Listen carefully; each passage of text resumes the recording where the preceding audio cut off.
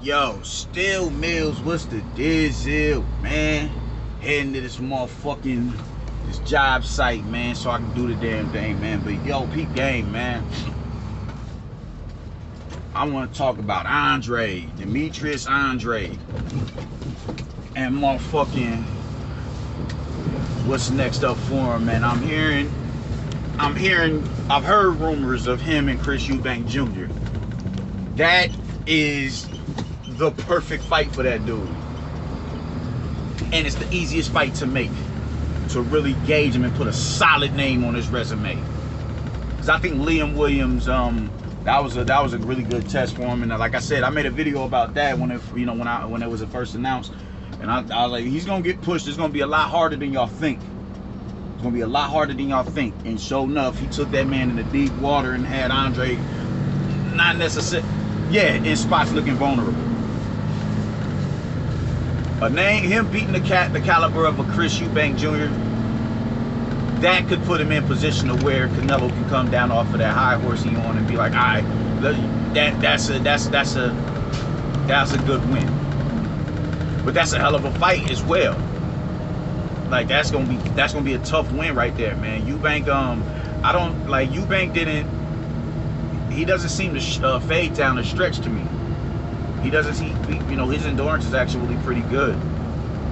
It's pretty good. I just would, I think with Roy Jones being in his corner now, he's starting to emulate Roy Jones, like, to a T.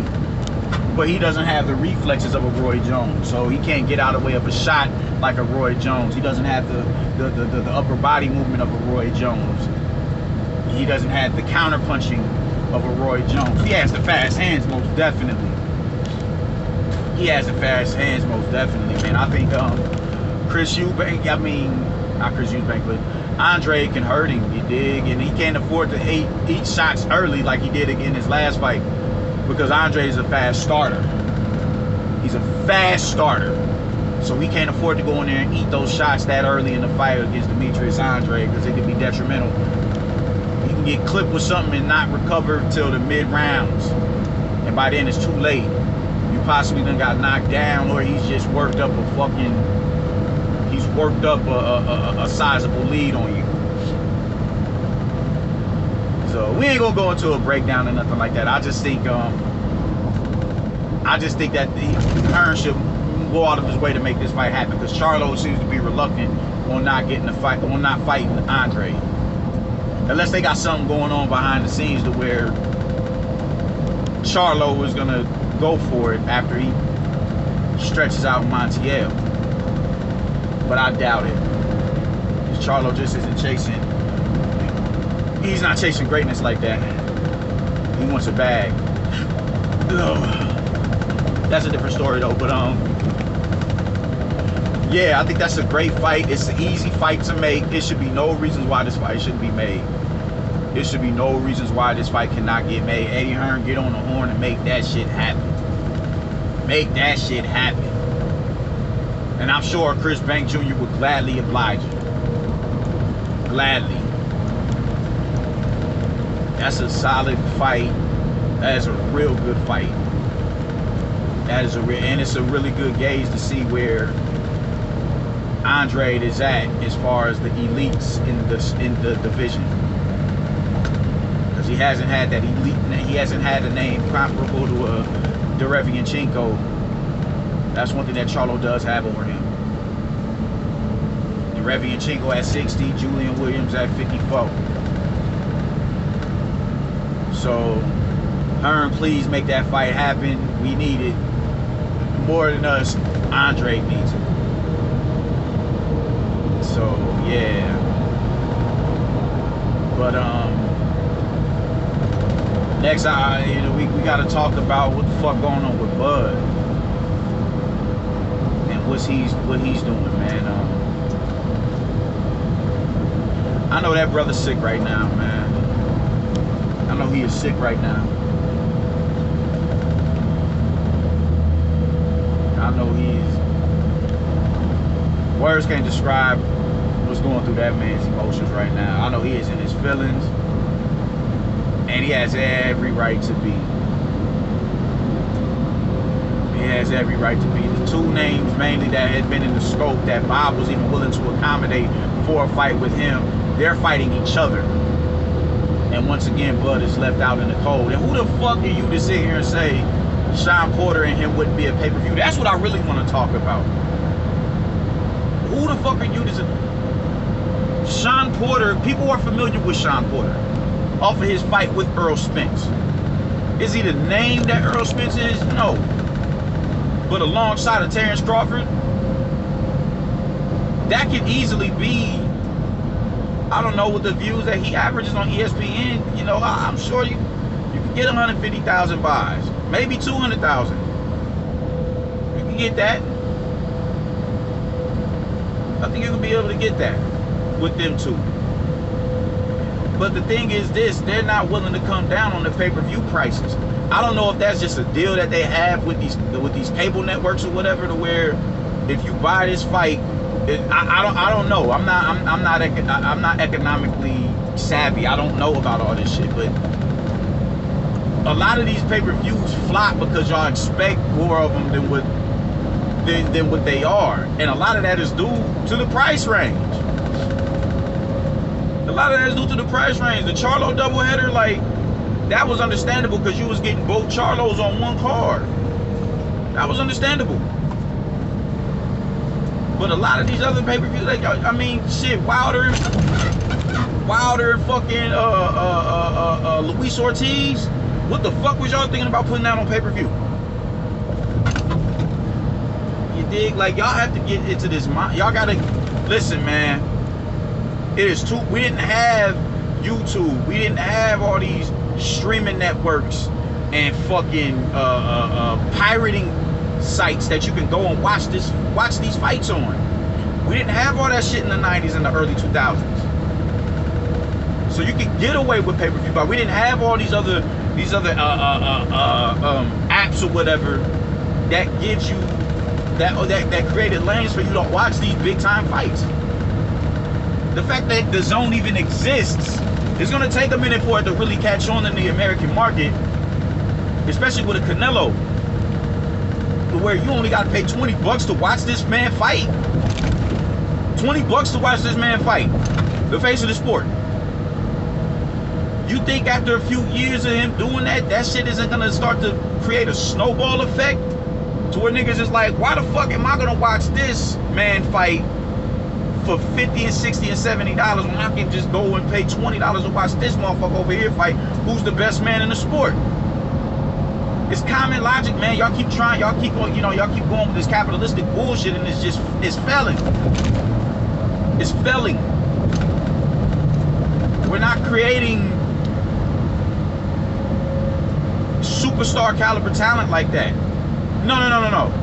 Not talent, because it is superstar caliber talent that's competing. We're not creating superstar type personalities like that. A lot of that is due to social media. You got to think, back in the day, we didn't have Facebook and Instagram and all that. We didn't see these celebrities but on a special occasion. It was once in a blue moon when we saw all these. It was once in a blue moon when we saw Mike Tyson. It was a big deal to see Mike Tyson on a CNN, but an ABC special or something like that, or him get an interview on ESPN. Roy Jones get an interview on ESPN. Floyd Mayweather, Manny Pacquiao, Miguel Cotto.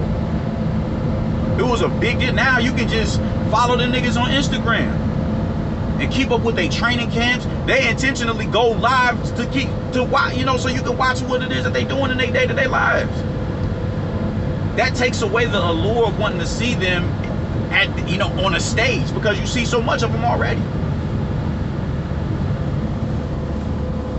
So y'all need to really kick bricks with this this pay-per-view thing, man, and start working some sort of deals out with other streaming sites.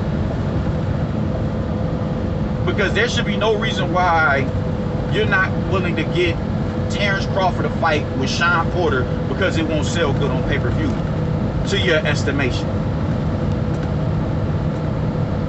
Pay-per-view is coming to a screeching halt. I'm not gonna say it's dead, but it's slowed down drastically. And that's just dumb to not match that man up with quality competition because you don't think you can sell it on pay-per-view. Just say you just Just say what you really mean when it comes to Bud, my nigga. Just say it. So we can get, so he can get over it, and we can move the fuck on, and he can get from the grips of you. Because you are really a hindrance to this dude. You're crippling this man's career. Crippling it. Terrence Crawford and Sean Porter isn't a pay-per-view buy. So the fuck what? You and Al work some shit out. This isn't about you, you old ass nigga. It's about this man. It's about him.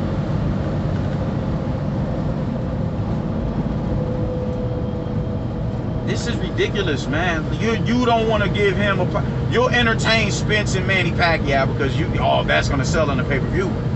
That's going to sell. But look at what Spence is doing. Look at what he's doing. Look at what he's doing to put himself in a position where he can be a pay-per-view attraction. You bitch-ass nigga. You ain't doing that with Bud. You're not doing that with him. You are crippling our champion. Because you think you know every goddamn thing when you don't.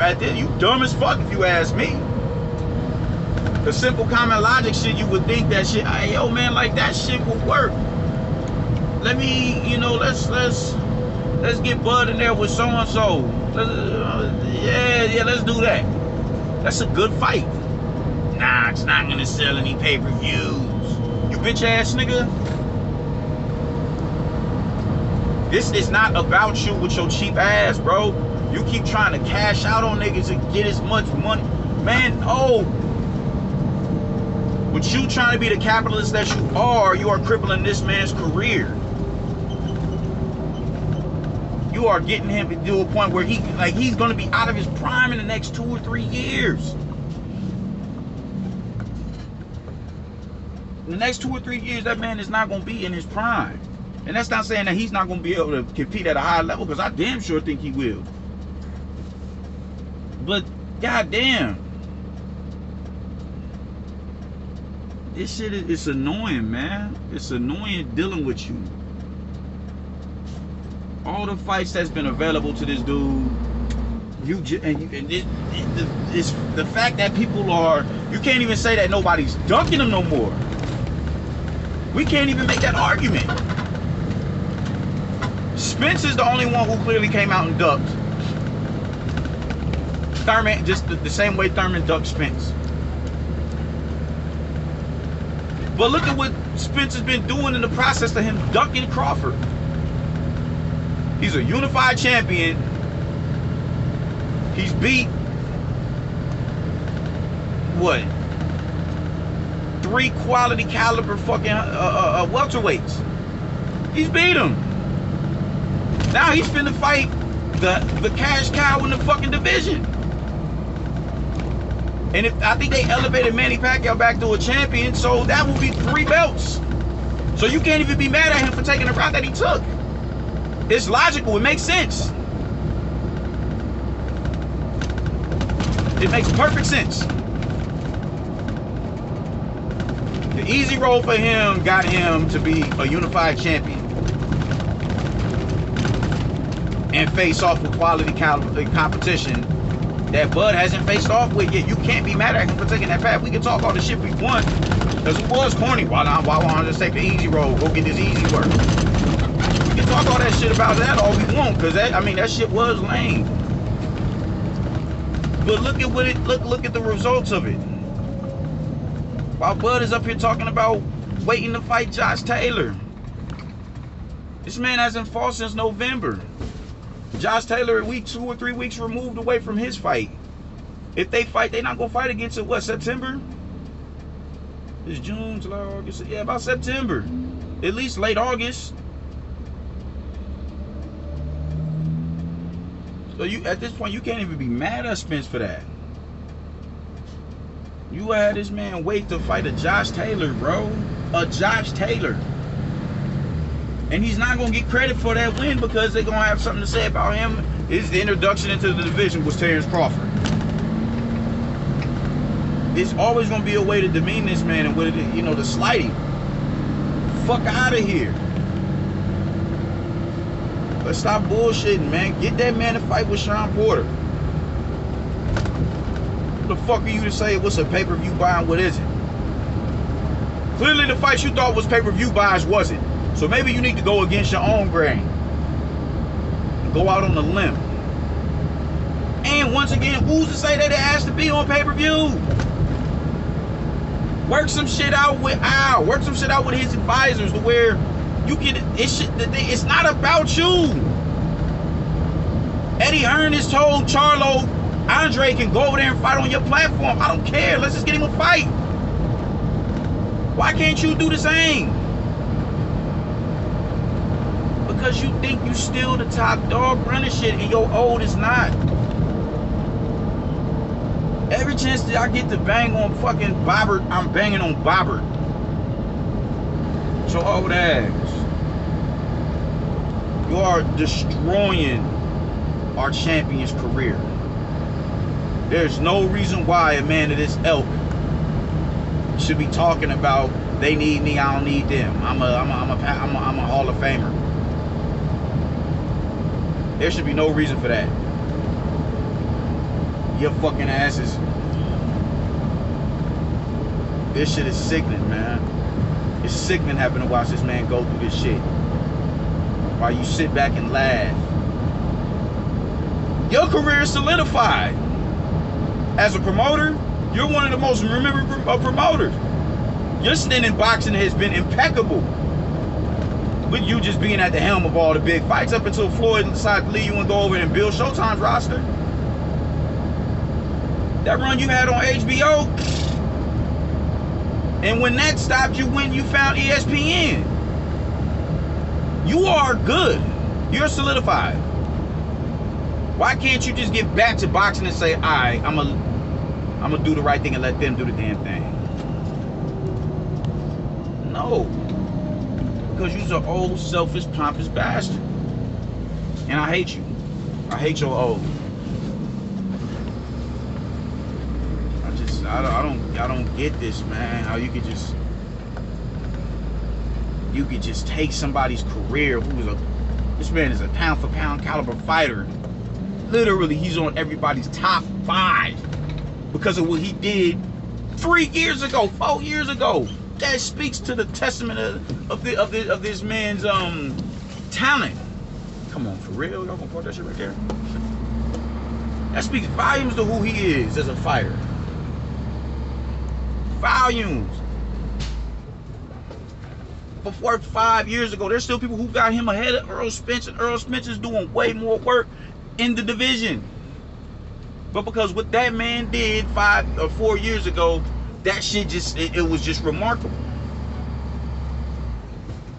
This man is a generational type of talent, man, and it's going to waste behind him fucking with you. Man, just take your old ass on, man, and let this man be great. You bitch ass nigga. Every chance I get to bang on Bobbert, I'm banging on Bobbert. And I mean that. And I take joy in doing it. You hoe ass nigga. I'm saying, man, just go the fuck on somewhere, dude. Let that man go. Let him go be great. Because you just can't do the job for him. Bud, go over to Matchroom. Eddie will do you right. I know that for a fact, man. Peace.